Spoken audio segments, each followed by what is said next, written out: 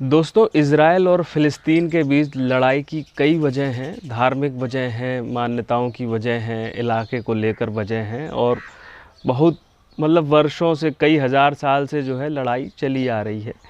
लेकिन वर्तमान संघर्ष के पीछे अंग्रेज़ों का बड़ा हाथ है।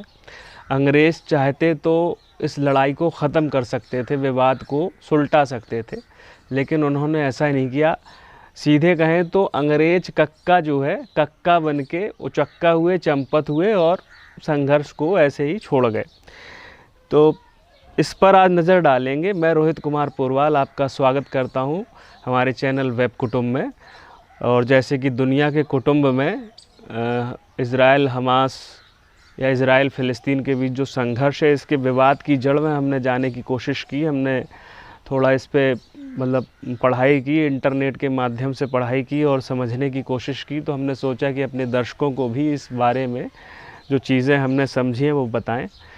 तो कुछ चीज़ें हैं जो हमने अपने इसमें मोबाइल में नोट कर ली हैं पॉइंट के तौर पे, ताकि मैं आपको बताते हुए भूल ना जाऊं। तो जो विवाद है, विवाद की जड़ में जाते हैं। मामला आखिर में शुरू कहाँ से होता है, तो इसके लिए हमें जाना पड़ेगा ईसा मसीह के जन्म से पहले की लड़ाई है। ईसा मसीह के जन्म के 63 साल पहले, 63 ईसा पूर्व, रोमन साम्राज्य ने इज़राइल की धरती पर कब्ज़ा कर लिया। तो इज़राइल में जो यहूदी लोग थे उन्हें विस्थापित होना पड़ा। वो कोई जो है कहीं चला गया, कोई कहीं चला गया, कोई अमेरिका वाली जगह पे चला गया, कोई समंदर के रास्ते भारत आ गया, कोई यूरोप चला गया। तो इस घटना को कहा जाता है एक्सोडस। इस नाम से एक फ़िल्म भी बनी है, मैं देख रहा था कि एक्सोडस गॉड्स एंड किंग्स, इस नाम से एक फ़िल्म है। हालांकि फ़िल्म मैंने नहीं देखी है, थोड़ा ट्रेलर उसका देखा है। तो एक्सोडस जब हुआ तो तब दुनिया में एक वहम फैला कि यहूदी लोग जो होते हैं वो दुनिया के सबसे चालाक लोग होते हैं और किसी को भी धोखा दे सकते हैं। तो यहूदी जहाँ भी जाते हैं उनके लिए मुश्किल खड़ी हो जाती है, आसानी से कहीं टिक नहीं पाते, काम में उन्हें दिक्कत होती, क्योंकि उनको लेके एक बन चुका था लोगों के दिमाग में, ये लोग ठीक नहीं हैं। तो इस वजह से एक शब्द पनपा जिसको एंटीसेमिटिज्म कहा गया। एंटीसेमिटिज्म नस्लवाद से जुड़ा हुआ है कि यहूदीवाद जो है उसको हे दृष्टि से देखने के लिए एंटीसेमिटिज्म आया। अच्छा, जब एंटीसेमिटिज्म चला तो जो यहूदी जहाँ कहीं पर नौकरी भी पा जाते थे किसी देश में या कहीं पे भी किसी विभाग में, तो एक शर्त रखी गई, उनसे ये कहा गया कि आपको तभी काम दिया जाएगा जब आप जो है, आपका जो स्टार ऑफ डेविड है वो जब आप दिखाएंगे अपनी वर्दी, वो आपको दिखाना पड़ेगा, और नहीं दिखाएंगे तो आपको सज़ा दी जाएगी। तो इसके बारे में थोड़ा बता देते हैं कि स्टार ऑफ डेविड जो होता है वो डेविड जो है, डेविड को पैगंबर मानते हैं यहूदी और मुस्लिम भी मानते हैं पैगंबर, जो कि इज़राइल के कभी राजा हुआ करते थे। उनको फ़िलिस्तीनी दाऊद भी कहते हैं। तो डेविड की जो ढाल है उसको स्टार कहा गया। और एक अर्थ इसका ये निकाला जाता है कि गॉड एज प्रोटेक्टर। तो ये चिन्ह आप देखेंगे 2 त्रिकोण से बनाया जाता है कि स्टार, सितारा, जो इज़राइल का जो राष्ट्रीय झंडा है उसमें ये स्टार बना आप देखेंगे। तो स्टार ऑफ डेविड इसे कहा गया कि यहूदी अपनी पहचान उजागर करके ही काम करें कि हम यहूदी हैं, तभी आप काम करें, और पता चल गया आपने बताया नहीं तो फिर आप भुगतो। तो फिर ये स्थिति थी। तो एंटीसेमिटिज्म का दंश जो है, एक समाज सेवी थे वियना में, उनका नाम था थियोडोर हर्जल, जिनका जन्म 1860 में बताया जाता है। तो उनको भी इस एंटीसेमिटिज्म का दंश झेलना पड़ा, और वहाँ जहाँ वो रह रहे थे वियना में, वो जगह छोड़ के जो है उन्हें फ्रांस जाना पड़ा। तो थियोडोर हर्जल चूँकि पढ़े लिखे थे, तो उन्होंने क्या करा कि फ्रांस गए, तो वहाँ पे जाके वो पत्रकार बन गए, पत्रकारिता करने लगे। और अक्सर ये देखा जाता है कि पढ़े लिखे लोग पत्रकार बन जाते हैं। भारत में तो ये स्थिति है कि जो आदमी काफ़ी तैयारी करता है किसी बड़े एग्ज़ाम की, किसी बड़े IAS PCS टाइप की तैयारी करता है, और अगर उसमें नहीं सिलेक्ट हो पाता है तो कुछ नहीं बनता, वो पत्रकार बन जाता है वो। तो पत्रकार थे, क्रिएटिव आदमी थे, मतलब क्रिएटिविटी, पत्रकार होने का मतलब है कि लिखना पढ़ना, लिखने पढ़ने के लिए दिमाग की क्रिएटिविटी चाहिए, तो क्रिएटिव आदमी थे। तो उन्हें लगता था कि वो कुछ कर सकते हैं यहूदियों के लिए, मतलब एक जुझारूपन था उनके भीतर। हालांकि होता बहुत लोगों के बीच है, इस पे अमल कम लोग करते हैं, तो उन्होंने इस बात को अमल में लाए वो। अब क्या होता है, 1890 में फ्रांस और रूस का युद्ध होता है, जिसमें जो है फ्रांस हार जाता है, और फ्रांस के हारने का ठीकरा फोड़ा जाता है कि यहूदी अफसर के ऊपर। उस यहूदी अफसर का नाम है एल्फ्रेड ड्रेफस। तो एल्फ्रेड ड्रेफस पे जब ठीकरा फोड़ा गया, और उस घटना की जो है कवर स्टोरी, चूँकि ये पत्रकार बन गए थे थियोडोर हर्जल, तो उन्होंने उसकी कवर स्टोरी की। तो कवर स्टोरी करके उनका दिल जो है कचोट गया, मतलब उन्हें लगा कि यार यहूदी तो मतलब बलि का बकरा बनाए जा रहे हैं, जहाँ देखो वहीं बलि का बकरा बना दिया जाता है। तो इतना उन्हें अंदर से मतलब जो भी लगा, उन्हें लगा कि नहीं यार कुछ करना चाहिए। तो उन्होंने कसम खा ली कि अब जो है हम यहूदियों को उनका देश दिला कर रहेंगे, मतलब उनकी धरती उन्हें दिला कर रहेंगे। तो उन्होंने मुहिम शुरू कर दी। तो मुहिम के चलते क्या हुआ कि दुनिया भर में जो यहूदी लोग थे, जो कहीं काम कर रहे थे, ठीक ठाक स्थिति में आ गए थे, तो उनसे संपर्क करते थे, उनसे चंदा लेते थे, और एक संगठन उन्होंने बनाया। और जिन यहूदियों को समझ में आती थी बात, वो चंदा देते भी थे, और उस संगठन के बैनर तले जुड़ते भी थे, उससे जुड़ते भी थे। उस संगठन को कहा गया वर्ल्ड ज़ायनिस्ट कांग्रेस ऑर्गेनाइजेशन। इसमें जो है, जो ज़ायनिस्ट शब्द जो है, ज़ायनिस्ट हम आपको बता दें कि यहूदीवाद को जियोनिज्म भी कहते हैं, तो जियोनिज्म से ज़ायनिस्ट आया है। और कुछ जानकार बताते हैं कि ज़ायनिस्ट का मतलब स्वर्ग भी होता है। तो वर्ल्ड ज़ायनिस्ट कांग्रेस ऑर्गेनाइजेशन से यहूदी जुड़ने लगे, चंदा देने लगे। 1897 में स्विट्ज़रलैंड में इस संगठन का अधिवेशन हुआ, मतलब लोग इकट्ठा हुए, पहला कार्यक्रम हुआ, और उनके प्रस्ताव रखे गए होंगे। तो उसके बाद इनकी मुहिम चलती रही, मतलब, और उसके बाद हर साल वर्ल्ड ज़ायनिस्ट कांग्रेस ऑर्गेनाइजेशन की सभा होने लगी। अच्छा, इधर क्या हुआ कि जो थियोडोर हर्जल थे, मतलब जो उसके संस्थापक थे, 1904 में दिल का दौरा पड़ने से उनकी मौत हो गई। तो फिर ये कहा गया कहीं ऐसा ना हो कि जो वर्ल्ड ज़ायनिस्ट कांग्रेस संगठन है वो उसकी मुहिम ढीली पड़ जाए, लेकिन ऐसा नहीं हुआ। तब तक जो है उनका संगठन मजबूत हो चुका था, और थियोडोर की मौत से कोई फ़र्क नहीं पड़ा। यहूदी अपनी लड़ाई उस संगठन के तले लड़ते गए, मतलब इकट्ठा होते गए, चंदा देते गए, आगे बढ़ते गए। अच्छा, 1914 में प्रथम विश्व युद्ध छिड़ा। अंग्रेज़ों को फ़िलिस्तीन भी चाहिए था, मतलब उसके लिए उन्हें ऑटोमन साम्राज्य को हराना था। उस समय जो फ़िलिस्तीन था वो ऑटोमन साम्राज्य का ज़िला था। ऑटोमन साम्राज्य की शुरुआत 1300 ईस्वी के आखिर में उस्मान राजा थे कोई उस समय, उन्होंने उसकी नींव रखी थी, और करीब 600 साल ये साम्राज्य चला। तो इस साम्राज्य के तहत जो फ़िलिस्तीन था उस पर भी अंग्रेज़ों को अपना मतलब वर्चस्व चाहिए था, अपना प्रभुत्व चाहिए था। तो इसके लिए उन्होंने क्या करा कि यहूदियों से कहा कि, मतलब उन्होंने पाशा फेंका, उन्होंने गेम खेला कि एक काम करो तुम यार, हमें ऑटोमन साम्राज्य को हराने में मदद करो, बदले में हम तुम्हें फ़िलिस्तीन की धरती पे एक देश देंगे, स्वतंत्र देश यहूदियों का। तो यहूदियों ने जो है मान लिया। उस समझौते को कहा गया बाल्फोर समझौता, यानी बाल्फोर डिक्लेरेशन। बाल्फोर डिक्लेरेशन क्यों कहा गया? क्योंकि उस समय ब्रिटेन के विदेश मंत्री थे आर्थर बाल्फोर, जिन्होंने इस समझौते पर दस्तखत किए थे कि यहूदियों को उनका देश दिया जाएगा। कब?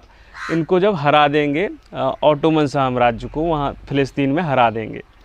तो अच्छा, इधर यहूदियों को भी लगा कि अंग्रेज़ मतलब ताकतवर लोग हैं, दुनिया के कई इलाकों में राज करते हैं, तो हो सकता है ये ऐसा काम मतलब अपना वादा निभाएं।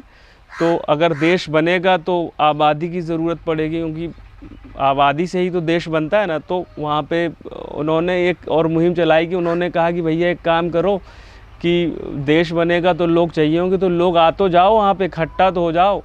तो आह्वान उन्होंने किया कि भैया दुनिया भर से यहूदी आकर यहाँ पर इस धरती पे बसें।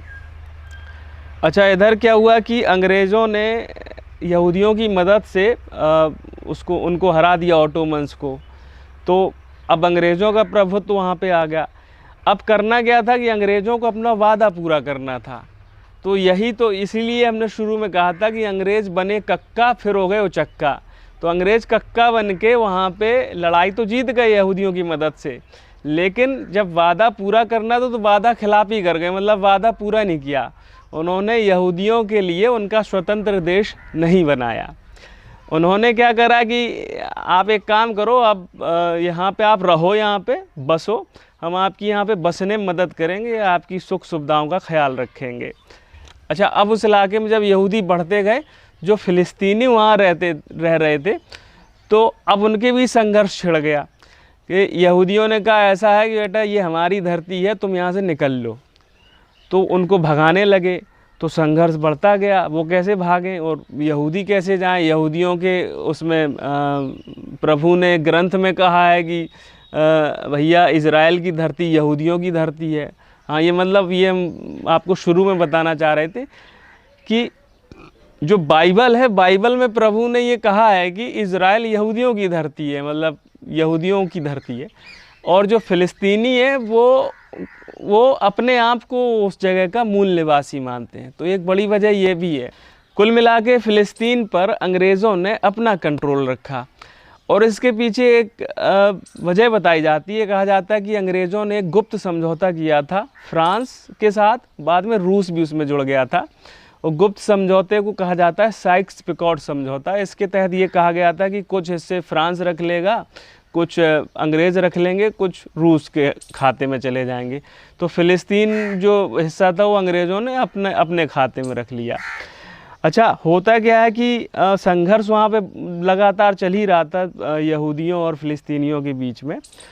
तो 1936 में फ़िलिस्तीनियों ने अंग्रेज़ों के ख़िलाफ़ विद्रोह कर दिया।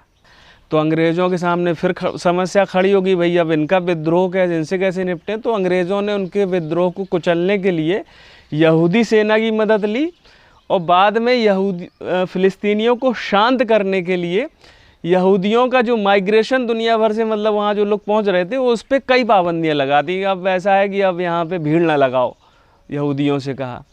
तो इस तरह से उनको शांत किया उन्होंने।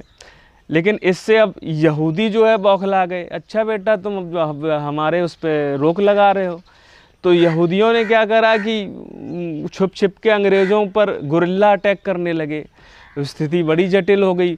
और दूसरा, वहाँ पे और यहूदी इधर से पहुँचने लगे। जर्मनी में जो हिटलर तानाशाह रहा, हिटलर ने जो है कहा जाता है कि यहूदियों को उसने लक्ष्य बनाया था कि दुनिया से यहूदियों को ख़त्म कर देगा, मतलब यहूदियों की जो एक एक यहूदी को चुन चुन के ख़त्म कर देगा।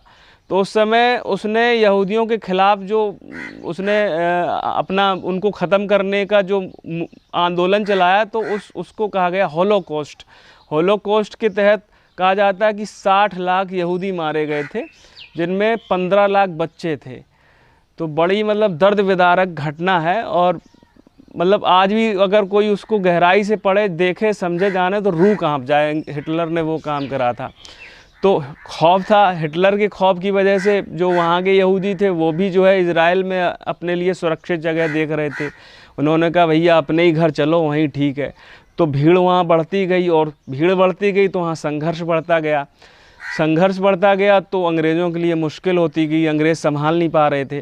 तो अंग्रेज़ों ने क्या करा कि तभी मतलब इसका गठन हुआ था संयुक्त राष्ट्र का, नवगठित संयुक्त राष्ट्र था उस समय। द्वितीय विश्व युद्ध के बाद अंग्रेज़ मामले को संयुक्त राष्ट्र में ले गए कि भैया निपटारा कर दो, अब संभल नहीं रहा हमसे। अच्छा, अंग्रेज़ जब इस मामले को संयुक्त राष्ट्र में ले गए तो 29 मई 1947 को संयुक्त राष्ट्र ने द्विराष्ट्रीय सिद्धांत पर अमल करते हुए फैसला सुनाया कि भैया लड़ाई वड़ाई न करो, दोनों लोग वहाँ पर रह लो। तो फिर जब ये फैसला सुनाया तो यहूदी मान गए। यहूदियों ने कहा चलो जो मिला वही ठीक है, उसी के तहत रहा जाए। और फैसला हो चुका था चूँकि, तो अंग्रेज़ों ने कहा अब यहाँ रह के करते क्या हैं। 1948 में अंग्रेज़ वहाँ से चले गए। तो 14 मई 1948 को यहूदियों का देश वजूद में आया। ये तारीख़ बताई जाती है 14 मई 1948। लेकिन जो अरब के लोग थे उन्हें ये फ़ैसला मंजूर नहीं था। अरब के देशों ने कहा नहीं, ये ना चलेगा। तो उन्होंने क्या किया कि उन्होंने हमला कर दिया। हमले में कौन सा हमले आए? सीरिया, लीबिया और इराक ने इजराइल पर हमला कर दिया। इन्होंने हमला किया तो पीछे से सऊदी अरब ने भी अपनी सेना भेजी और मिस्र की सहायता से हमला कर दिया। यमन भी युद्ध में कूदा। युद्ध 1 साल चला। 1 साल के बाद युद्ध विराम की घोषणा हुई। तो युद्ध विराम के बाद जॉर्डन और इजराइल ने सीमा का निर्धारण कर लिया। उसको कहा जाता है ग्रीन लाइन। जो लंबा 1 साल युद्ध चला था, इस युद्ध के चलते करीब 7.5 लाख फिलिस्तीनियों को विस्थापन झेलना पड़ा, मतलब उन्हें भागना पड़ा। 1967 में फिर जो है युद्ध हो जाता है। फिर अरब देश जो है इजराइल पे हमला कर देते हैं। लेकिन तब तक देखिए इजराइल कितना ताकतवर हो जाता है कि वो 6 दिन में उनको पटखनी दे देता है, हरा देता है। और उनके कब्ज़े वाले जो वहाँ के वेस्ट बैंक एक इलाका है, वेस्ट बैंक इलाका और गज़ा पट्टी इलाका, तो उनके कब्ज़े वाले वेस्ट बैंक और गज़ा पट्टी इलाके और पूर्वी यरूशलेम पर, जैसे इज़राइल अपनी राजधानी बताता है यरूशलेम, जिसको जेरूशलेम भी कहा जाता है और अल-कुद्स भी कहा जाता है, तो उस पर कब्ज़ा कर लेता है। गज़ा पट्टी के कुछ हिस्से को इज़राइल ने फ़िलिस्तीनियों को लौटा दिया। आज जो फ़िलिस्तीनी रहते हैं वो ज़्यादातर फ़िलिस्तीनी गज़ा पट्टी और वेस्ट बैंक के इलाके में रहते हैं। और इज़राइल और फ़िलिस्तीनियों के बीच अभी भी ठनी रहती है। फ़िलहाल फ़िलिस्तीनियों की लड़ाई, हमास एक संगठन है, जैसे फ़िलिस्तीन में वो मतलब वो वहाँ की सियासत में भी है, लेकिन उसको चरमपंथी संगठन भी कहा जाता है। कुछ देश उसको आतंकवादी संगठन कहते हैं। तो हमास इज़राइल पे बम फोड़ता है और बदले में इज़राइल हमास पे बम फोड़ता है, और उसकी जद में फ़िलिस्तीनी भी आते हैं, आम नागरिक भी आते हैं। और ऐसा नहीं है, इनके नागरिक भी आते हैं। अभी हाल में केरल की एक महिला जो वहाँ पे काम कर रही थी इज़राइल में, वो भी उस हमले में जो हमास की तरफ से बम दागा गया जो इज़राइल में गिरा, तो उसकी चपेट में केरल की महिला आ गई थी, उसकी मौत हो गई थी। तो इस पर तब जो है भारतीयों का इस पर काफ़ी ध्यान गया था, क्योंकि इज़राइल ने एक अपनी सुरक्षा, एक ऐसी सुरक्षा प्रणाली बना ली है तकनीकी रूप से, जिसे आयरन डोम सिस्टम कहा जाता है। मतलब कोई रॉकेट मिसाइल अगर उसकी तरफ आती है तो हवा में ही वो उसको फोड़ देता है उस सिस्टम से। तो मतलब इस टेक्नोलॉजी से दुनिया भर के देश हतप्रभ हैं और चाहते हैं कि वो भी इस तरह की चीज़ें बनाएं। अच्छा, एक चीज़ और सामने आई है कि हमास का जो चार्टर है उसमें कहा गया है कि यहूदियों को इज़राइल की धरती से नेस्तनाबूद करके रहेंगे।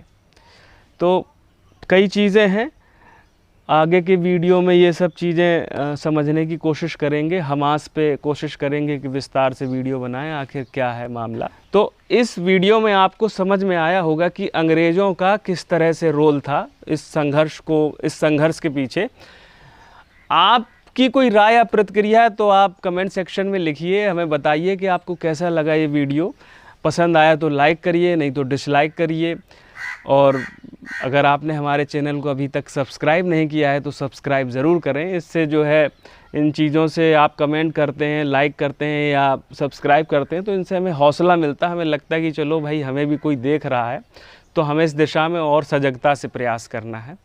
तो हमारे साथ जुड़े रहें। इसी के साथ आप सभी को जय राम जी की।